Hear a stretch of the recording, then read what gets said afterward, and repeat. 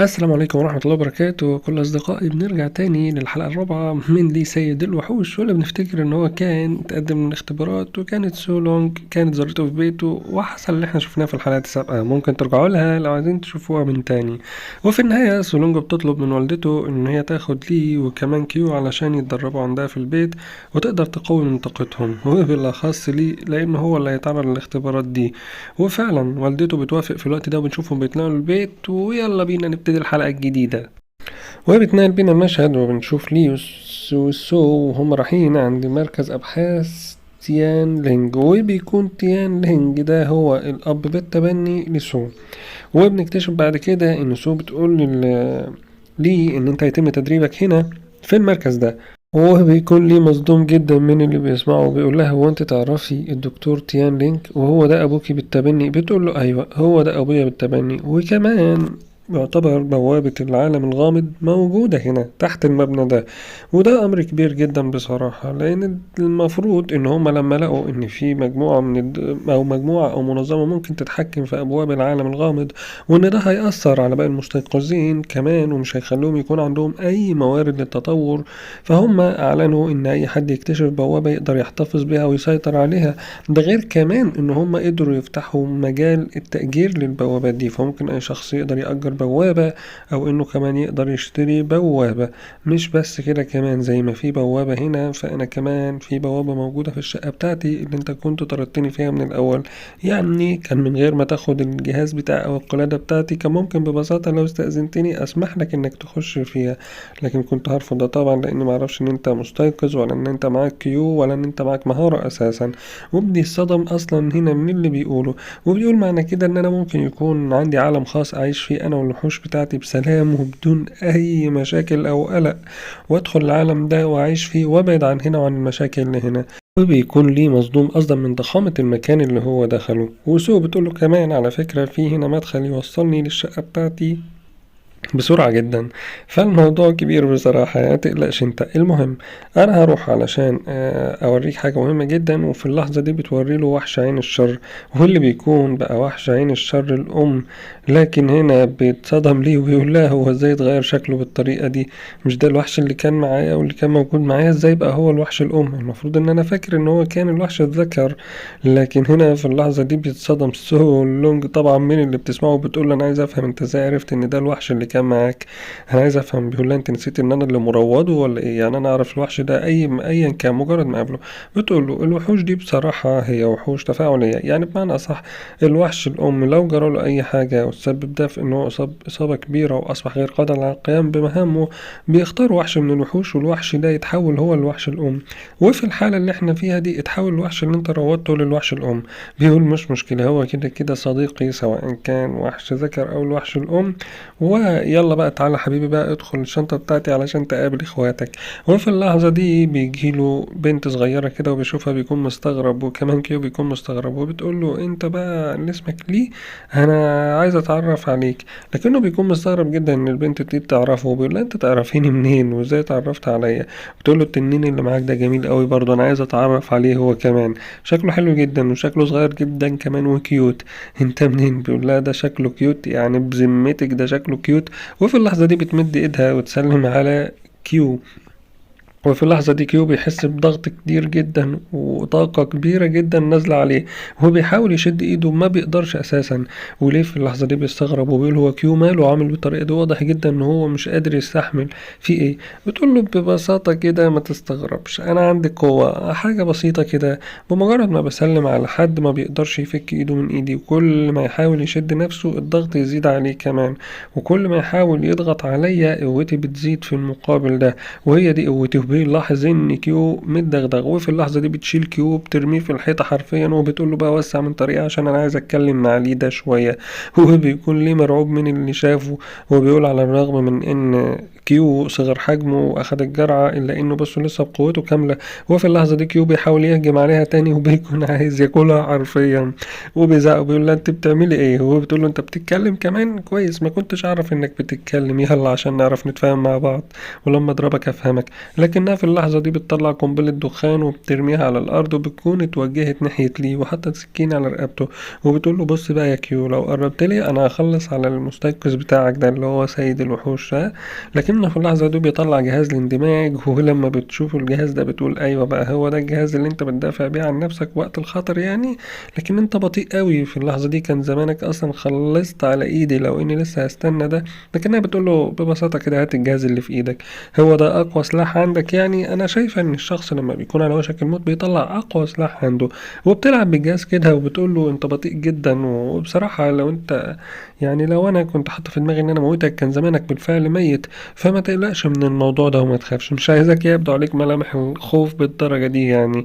لكن هنا بتدخل سول لونج فجأة وبتقول لها أنت بتعملي إيه اللي أنت عاملاه وإزاي مثبتاه بالطريقة دي، أنت مفكرة نفسك فين؟ وهي بتدخل سولونج وبتقول شكل كده مش هحتاج ان انا اعرفكوا على بعض، هي دي المدربة اللي انا جبتها علشان تدربك يا لي. ايه رأيك فيها؟ وفي اللحظة دي بيكونوا الاتنين اصلا مش طايقين بعض والاتنين متضايقين من بعض. وهو بتقول لها ببساطة هو انت مفكرة ان انا ممكن ادرب الضعيف ده؟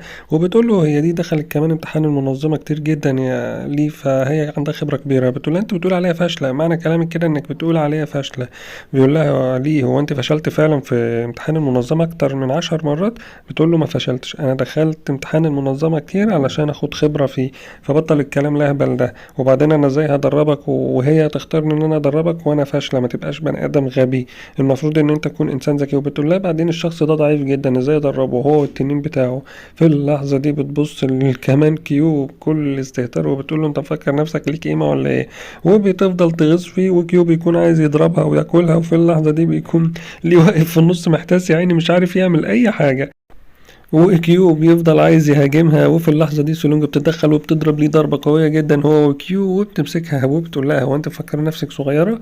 انت ليه بتتعامل على انك طفلة صغيرة؟ هو انت حجمك صغير لكن انت اكبر مني ب10 سنين تقريبا، فبطلي اللي بتعمليه ده، هما مفكرينك طفلة صغيرة. بتقول لها ايوه انت مفكرة طفلة صغيرة؟ ايوه أنا طفلة صغيرة. بتقول لها لا انت اكبر مني ب10 سنين وناضجة، واخترتك مدربة لانك قوية، فبطلي الهبل ده. بيتصدم ليه من اللي بيسمعه اساسا، وبيقول الطفلة دي اكبر من سولونج ب10 سنين ازاي؟ في اللحظة دي بتتكلم سولونج وبتقول لهم سيبكم من شغل الأطفال اللي انتوا عاملينه بقى، وأنا هعرض عليك عرض يا جين فانج. وبنعرف إن المدربة اسمها جين فانج. انت لو قدرتي تخلي لي يعترف بالهزيمة هو وكيو في معركة، ولكن أقول لك كيو كمان ما ينفعش يتدخل لأنه مش هينفع يدخل الاختبار، هديكي كل الجواهر دي. هو بتسرج عينيها وتنور وبتاخد كل الجواهر وهي فرحانة، وبتقول لها واضح إن انت واثقة في الشخص ده جدا إن هو يقدر يهزمني، بس أنا مستغربة ده شخص ضعيف ده ما يقدرش يعمل أي حاجة، لكن ليه بيشبه على الجواهر دي؟ وبيقول لها هو ده الجوهر الوحوش اللي كنت جبتهولك هدية، ازاي تديه لاي حد كده؟ وبيكون مستغرب ومتضايق منها جدا، وكمان بيقول لها ده اتكسر، هو لسه ليه قيمه بعد ما اتكسر ولا ايه؟ بترد عليها هنا جي وبتقول له ايوه لسه ليه قيمه كبيره جدا بعد ما اتكسر. هو انت بتعامل الجوهر الوحوش على انه جوهر حقيقي لما يكبر حجمها يزيد قيمتها؟ لا، جوهر الوحوش كان زمان ليه استخدامات قوية جدا، وبيستخدم في كل الأدوات تقريبا، كانوا بيستخدموه زمان في الصناعة، وكان ليه وظيفة قوية جدا ومهمة، فكل ما يتكسر بتزيد قيمته وبيكتر استخداماته كمان. في اللحظة دي بيتكلم وبيقول سولونج ايوه انت كسرتيها علشان كنت عارفة قيمته، انت مش ما كنتيش عايزاها، لا انت كسرتيها لانك عارفة ازاي تستخدميها. بتقول له ايوه ببساطة كده بطل بقى تشغل دماغك ويلا بقى علشان تجهز للمعركة اللي قدامك دي. هنا بتتكلم مع جي وبتقول لها لو قدرتي تهزميه ببساطة أنا مش عايزة منك حاجة، وكمان خد الجواهر، ولو هو هزمك فانت هتعملي أصلا برنامج تدريبي ليه وهتدربيه. بيكون كيو في اللحظة دي عايز يولع فيها حرفيا، وهو بيقول أنا هدخل في القتال ده، لكن سو بتقول له مفيش دخول ليك في القتال ده، انت ما ينفعش تكون موجود، لازم يدخل بنفسه، وكمان مظهرك وشكلك ده مرعب وما ينفعش يظهر في أي اختبار، وإلا النتائج هتكون مؤلمة ليك وليه. في اللحظة دي بتتكلم هنا جيو بتقول له لو قدرت تاخد مني السلاح ده انا هعترف بانك هزمتني، لكن كيو بيكون عايز يتدخل في الموضوع وياخد السلاح هو، وسولونج برضو بتوقفه وبتقول له ما ينفعش انت تتدخل، لا شكلك ولا حجمك ينفع يكون موجود، وكمان انت في الامتحانات هتتمنع حتى لو ظهرت ان انت تساعده، فلو سمحت سيبه لوحده ويقدر يتصرف ويشغل دماغه ويعتمد على نفسه. انا عايزاه يقدر يعتمد على نفسه يا كيو، مش كل حاجة لازم انت تساعده فيها.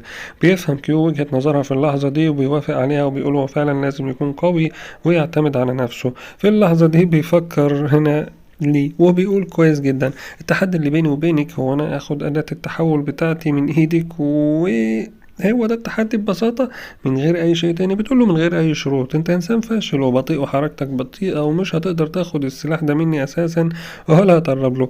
في اللحظة دي بيفتح شنطته وبيطلع الهدوم بتاعته اللي هو الجاكيت بتاعه، هو بيقول لها كويس جدا بس اعرف ان انت اللي ابتديت التحدي. بتقول له يلا بقى وريني هتقدر تاخده من ايدي ازاي، وهديني قدامك اهو. وبتكون واثقة جدا من نفسها وبتفكر ان ليه ده مجرد انسان ضعيف وملوش اي لازمة. في اللحظة دي ليه بيطير وفي ايد الجاكيت وفي ايد التانية الشنطة، وفي لحظة بيرمي الجاكيت عليها وهو بتقول له بقى هنا جي، بتقول له هو ده اخرك يعني انت ترمي عليا الجاكيت؟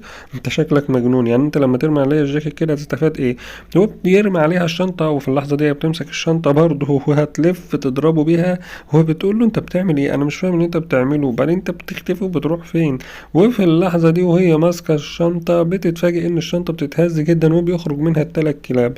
لكن هي لما بتشوف التلات كلاب بتضربهم وبتقول له حتى هجومك بالكلاب دي ضعيف جدا، انت مفكر نفسك هتقدر عليها بتلات كلاب ملهاش اي لازمة ولا اي قوة؟ انا قدرت على كيو نفسه، انت عبيط ولا ايه؟ لكن في اللحظة دي الشنطة برضو بتتهز وبيخرج ليه نفسه من الشنطة وبيقرب من الجهاز وبياخده من ايدها. بتتصدم وبتقوله انت ازاي دخلت الشنطة دي؟ انا عايز افهم انت ازاي تطلع من الشنطه دي في اللحظه دي. هي بتكون مصدومه وفعلا ليه بياخد الجهاز من ايدها وبينط وبيقول لها التحدي اللي بيني وبينك كان ان انا اخد الجهاز مش ان انت تعرفي انا هقدر اغلبك ازاي. وهو ده اللي حصل فعلا. وبتمسكه هنا من هدومه وبتقول له انا عايز افهم ايه اللي انت عملته ده وازاي قدرت تتغلب عليا. وفي اللحظه دي بيخرج طاقه قويه جدا من ليه، بتبقى هي مش شايفه اصلا قدامها من الطاقه، وبيكون ده التحول بتاعه واندماجه مع كيو. هو بيقول لها طب يلا بقى ورينا تقدري تعملي ايه قدامي وانا متحول للشكل اللي انا فيه ده، وكمان الدرع بتاعي قوي جدا وانت مش هتقدري تتخطيه، فاي سلاح معاكي مش هيأذيني باي شكل من الاشكال. بتقول له سلاحي بس انا مش هحتاج سلاح ولا حاجه عشان هخلص عليك وادغدغك الوقت. وفي اللحظه دي بتكون هي مجنونه اساسا وتصرفاتها طفوليه وده مركز قوتها، وبتضربه ضربه اصلا تحت الحزام بتخليه مش شايف قدامه، وبتمسكه قدامك من رقبته كده وبتقول له ايه رايك دغدغتك ولا لا؟ وبيكون قاعد على الارض مش قادر يستحمل الوجع، وسولونجا حاطه ايديها على وشها هي وكيوب بيقولوا مش هيبطلوا التصرفات الطفوليه، دول اتنين اطفال بالشكل ومش اتنين كبار. وهنا ليه بيتعصب عليها وبيجهز ضربه قويه جدا وبيحاول يضربها. بتقول له انت متعصب قوي علشان انت مش مستيقظ صح؟ انا عايز اعرفك ان انا برضو مش مستيقظه وما عنديش اي طاقه روحيه، ايه رايك؟ فاجئتك ولا لسه ما اتفاجئتش؟ في اللحظه دي بيتصدم وبيوجه الضربه بعيد عنها وبيقول لها انت ليه ما قلتليش ان انت مش مستيقظه اصلا؟ ضربة زي دي كانت ممكن تقتلك، ازاي يعني لو ضربتك الضربة دي كان ممكن تموت لو انت ما عندكش اي طاقة روحية. بتقول له ما دام الضربة دي تقدر تقتلني وانا عادية بشر عادي، فهي برضو تقدر تقتلني وانا مستيقظة، لان اصلا المستيقظ هو بشر في الاول وفي الاخر. ولا انت نسيت ده يا ليه؟ هنا في اللحظة دي بتعلمه الدرس ده وبتقول له خد بالك ان المستيقظ هو بشر اصلا في الاول وفي الاخر، فما تبقاش مجنون. وده ببساطة أول درس هعلمه لك لأنك إنسان تافه وملكش لازمة، فنبتدي بالدرس التافه زيك ده. واللي يهمني في الموضوع ده كله إني أعلمك إنك تعرف حدود قوتك كويس، مش معنى إن ده بشري أو مستيقظ إنك تتعامل معاه بأسلوب إن هو مختلف. المستيقظ هو بشري في الأول وفي الآخر ودي حاجة لازم تعرفها كويس. المهم بما إنك خلتني أعترف بهزيمتي فببساطة أنا هعمل لك خطة تدريب كويسة جدا، وكمان هيكون ليك مني مفاجآت كتير جدا في المستقبل.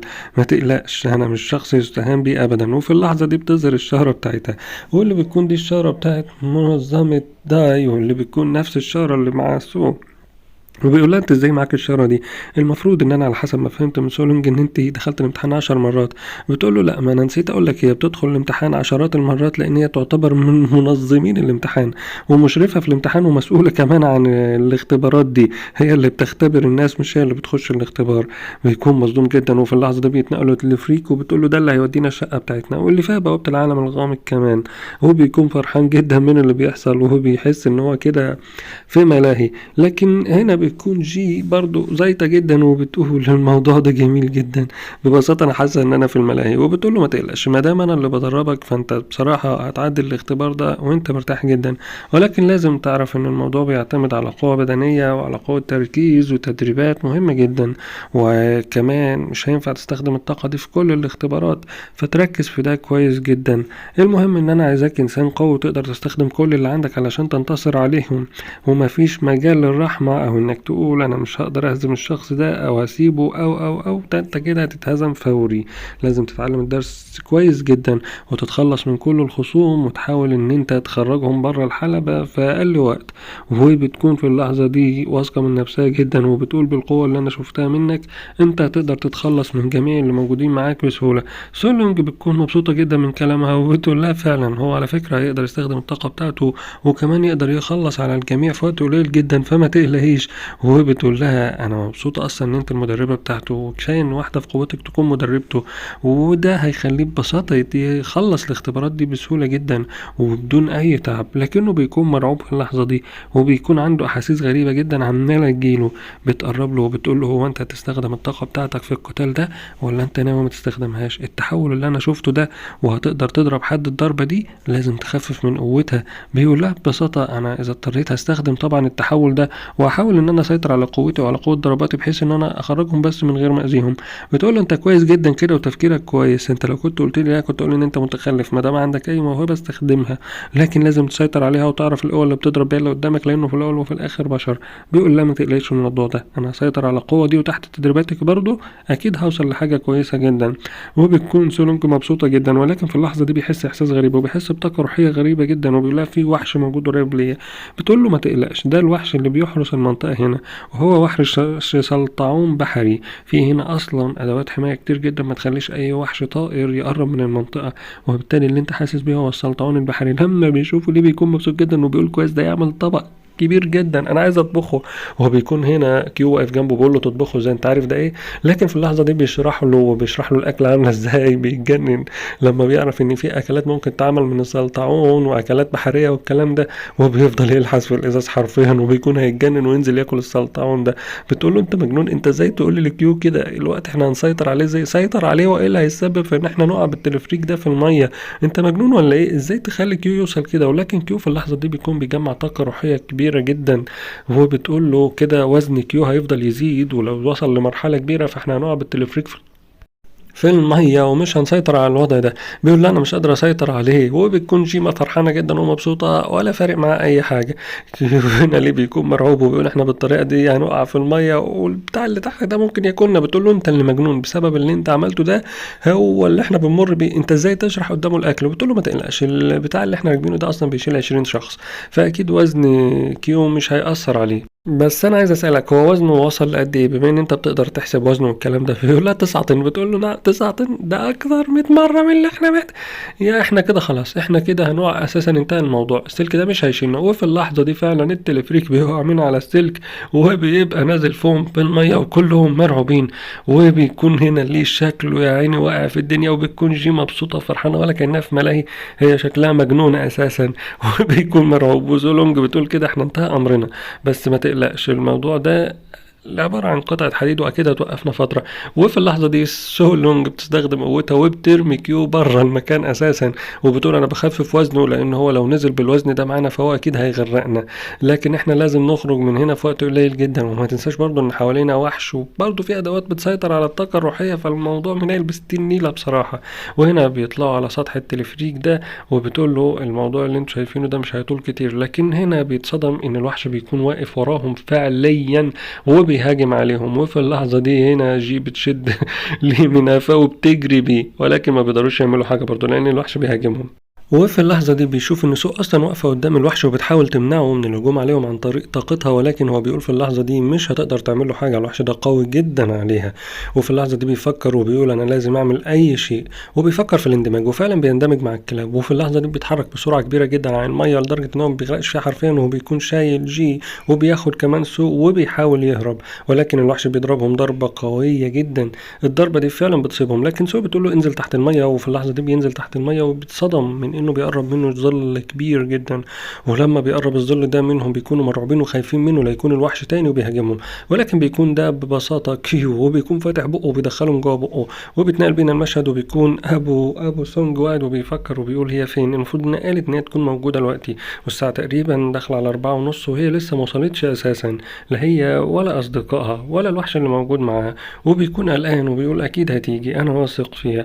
وبيرجع بينا المشهد وبنشوف هنا كيو وهو مطلعهم على برج كده حديدي موجود في المية وبيقول لازم تصعدوا البرج ده علشان تقدروا تهربوا من هنا. في اللحظة دي بيتصدم ليه من اللي يشوفه وبيلاقي جي بتقلع هدومها وبتخرج معدات كتيرة جدا منها أسلحة. بيقول لها أنت فاتحة جيم في هدومك ولا إيه اللي أنت عاملاه ده؟ بتقول له بس دي أدوات بسيطة، دي أدوات الدفاع عن النفس بتاعتي، يعني حاجة بسيطة كده، وعشان أقدر أتسلق وأتحرك بسهولة في المية وكمان أتسلق البرج ده لازم أخففها لأنها حديد زي ما أنت شايف. في اللحظة دي بنشوفهم هما راكبين على ظهره وفعلا بيتسلق، ولكن بنشوف هنا كيو وهو تحت المية وبيقول لهم لازم تبعدوا عن هنا حالا. هو فعلا بيدور حوالين الوحش ده وبيحاول يهاجمه، وفعلا بيهاجمه، واول ما بيهاجمه بيلاحظ ان قشرته قاسية جدا، ولكنه بيرميه في الجو وبيضربه بضربة برق قوية جدا حرفيا بتشوي الحيوان ده وبتقضي عليه. وفي اللحظة دي بيروح لهم وبيجيبهم على دماغه وبيتوجهوا ناحية الوحش ده، واللي بيكون ريحته مشوي حرفيا، بيكونوا هيتجننوا من الريحة اللي شامينها، وبيقولوا هو احنا ازاي هنقدر ناكل وحش زي ده، قشرته قاسية جدا وصعب ان احنا نتعامل معاها. ولكن ليه بيقول لهم ما تقلقوش جدا، وبياخد السلاح بتاع جي وبيقول لهم ما تقلقوش انا خبير في طهي المشويات والاكلات البحرية، ما تقلقوش. وفعلا بيكشف القشرة بتاعته وبيقعدوا ياكلوها وهم مبسوطين جدا من طعمه ومن جماله. هو بتكون جي مبسوطة وبتقول له على فكرة انت اظهرت مهارة قوية جدا، وانا ممكن اوضح ان مهارة البارك اللي استخدمها كيو لو انت تقدر تستخدمها كمان فانت هتقدر تنتصر على كل اللي هتواجههم هناك في الامتحان، فما تقلقش. واضح ان انت وكيو عندكم مهارات قوية جدا. بيكون هنا والد سولونج بيكون مستغرب وقاعد مستنيها وبيقولوا ما راحوا فين، ولكن بيظهروا له بعد ما هم جايبين اكل كتير جدا معاهم، وهو بيحطوا الاكل على الترابيزة وبيكونوا قاعدين ياكلوا، ولكن هو بيكون مركز مع كيو وبيكون عمال يفحصه.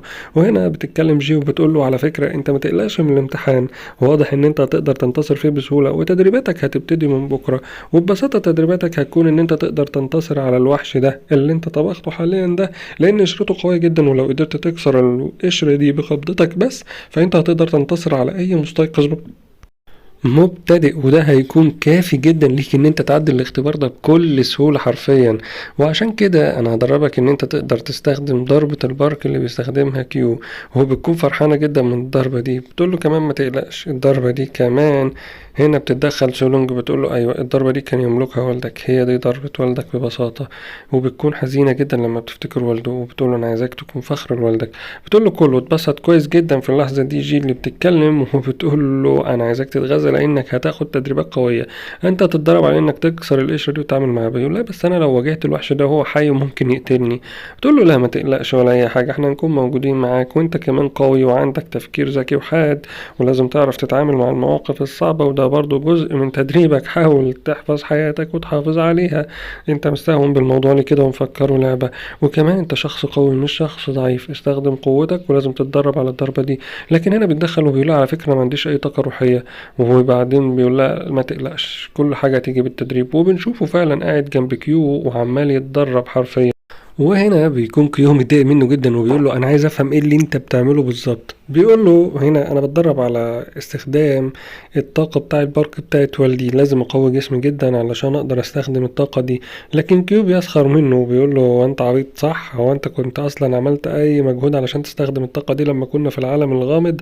ما تفتكر كده اللي حصل، الموضوع بيعتمد على تفكيرك وعلى احتياجك وعلى تركيزك للطاقة. بيقول فعلا انا لما شميت ريحة القلادة بتاعت سو ما كنتش عملت اي مجهود، ولما قويت دراعي ما كنتش عملت اي مجهود، كنت فعلا انا بس بحتاج ان انا اعمل ده وبفكر فيه.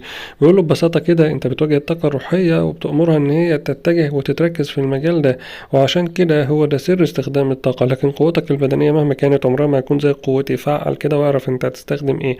وكمان ما تنساش ان المهاره اللي بيني وبينك بتخليك تستخدم اي جزء من قوتي في الوقت اللي انت تحتاج فيه وتكون مضطر تستخدم ده. بيقول له بحبك جدا يلا بقى تعالى عشان ادربك. بيستغرب من اللي عامله، وبيكون كيو بقى حاطط ايديه ورا ظهره وعايش دور المدرب بالظبط. وبتنقل بينا المشهد وبيكون سو وجي عاملين على وشهم ماسكات وبيتكلموا عن اخونا ده، وبيقولوا انت ما تقلقيش. ببساطة جي بتتكلم وبتقول ما تقلقيش هو هينجح في الامتحانات، وكمان ما تخافيش عليه مش هيموت ولا حاجة. لكن سو بتكون قلقانة وبتقول لها ممكن الوحوش اللي انت بتقولي ده عليها دي السلطعون دي تقتله حرفيا، هو ضعيف وما يقدرش يواجهها. بتقول لها لا انا بقيت حاطه عليه امال كبيره جدا، ومش انت لوحدك اللي حاطه عليه امال كبيره، انا واثقه فيه وفي قوته وان هو يقدر يتطور وكمان يواجه الوحوش دي. انا لازم اضغط عليه عشان يخرج كل اللي عنده. وفي اللحظه دي بيسمعوا هيصه كبيره جدا وهو دربكه، وبيخرجوا بيلاقوا ان كيو وليه موجودين في الجنينه وبيتدربوا. وبتقول ايه اللي بيعملوه بالليل، وبتنزل هنا سو علشان تشوف اللي بيحصل. وبيكون كيو واقف وبيقول له وطي بقى في الارض كده، انت مستعد علشان تاخد بدايه التدريب ولا ايه؟ وبتكون بتضحك جدا من اللي هي شايفاه، وبتقول كيو انا حاسه ان هو بينتقم مني مش عارفه ليه. وهو بيبان عليها ملامح الضحك على منظر ليه. هو بيكون هنا كيو بيبص ببصة شريرة جدا ليه، كأنه متغاظ منه، بيقول له يلا بقى استعد، وبيضربه ضربة قوية جدا برجله، حرفيا بتخليه يصوت من اللي بيحصل له. وبيكون سولونج هنا في اللحظة دي عمالة تضحك بشكل هستيري من اللي هي شايفاه، وبيقول لهم هو انتوا بتعملوا ايه بالظبط، وانت بتعمل ايه يا كيو، هو انت كده بتضحك عليا وبتضربني وخلاص، انا غلطت فعلا ان انا اعتبرتك مدرب وبقول ان انت هتساعدني وصديقي، انت بتغدر بيا. بيقول له لا انا ما بغدرش بيك ولا حاجه، وفعلا بيتوجه وبيوجه ديله ناحيته، وهو بيضربه في اللحظه دي ضربه قويه جدا، وبيخلي ده الدنيا دي تحمر خالص في الموضوع ده. بيقول له انت بتعمل ايه، انت كده بتعذبني، انت عايز تنتقم مني. لكن سولونج بتقول له لا هو ما بيعذبكش، هو فعلا بيوجه الطاقه الروحيه بتاعتك وبيدربك. بيقول له فعلا انت لازم تحس بتدفق الطاقه الروحيه دي في جسمك، وبعد كده كمان تركزها في مكان واحد علشان تقدر تستخدم طاقه البرق دي. انا مش بعذبك وانما انا بمدك بطاقه روحيه. وفعلا بيقول انا حاسس بشيء دافي ماشي جوه جسمي جدا. ولكن في اللحظه دي كيو بينبهه على حاجه مهمه جدا، وبيحاول يقفل بقه وبيقول له ما تحاولش تفتح بقك وتتكلم لانك مش مسيطر على الطاقه دي، وممكن تنفجر لو خرجتها من بقك حرفيا وهتدغدغ لك سنانك كلها.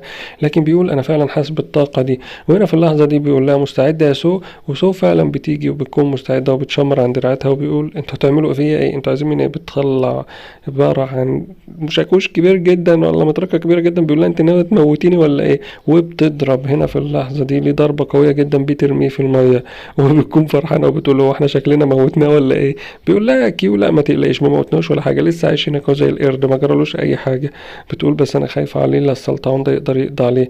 بيقول لها لا الموضوع نجح فعلا والتحول نجح فعلا، وهو الوقت اكمل تحوله حرفيا، وقدر يسيطر على اللي هي الطاقة اللي بيني وبينه. كمان التحول بتاعه اكتمل، ما تقليش انا حاسس بكل ده.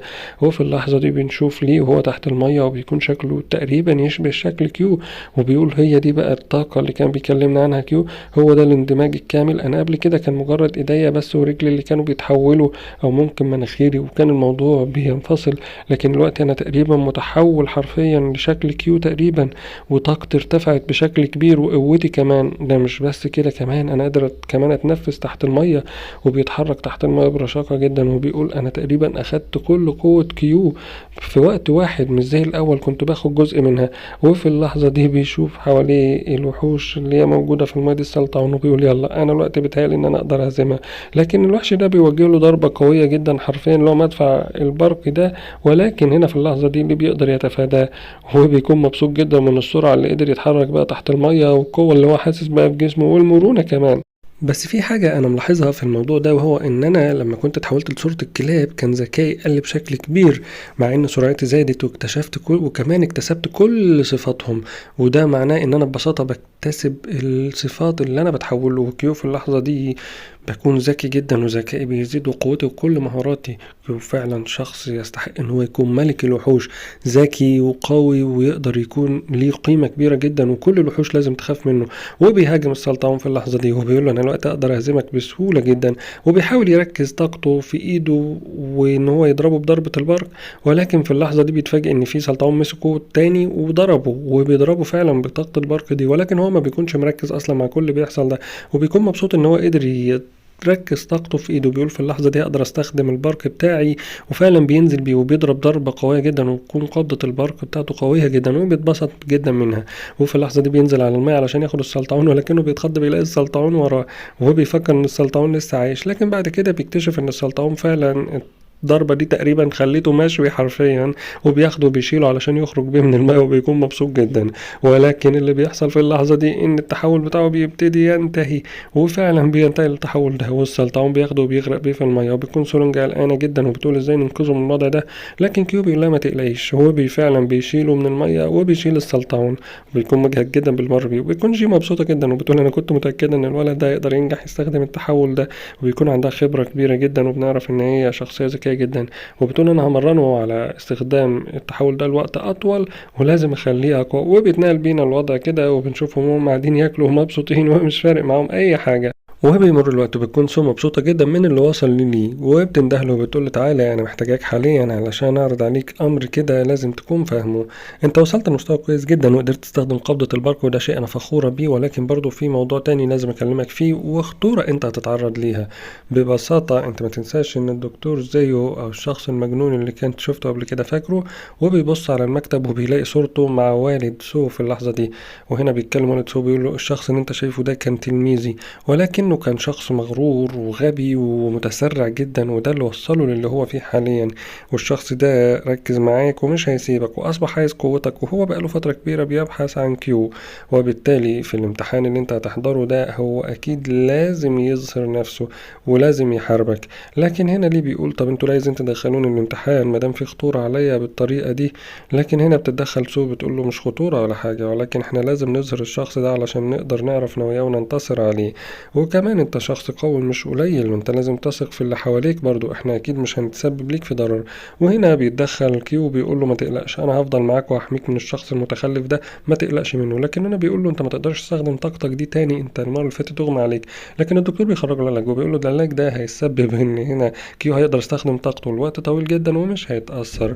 وما تنسوش بقى تشتركوا في القناه وتفعلوا الاشتراك والجرس، واستناكم الحلقه الجايه. سلام.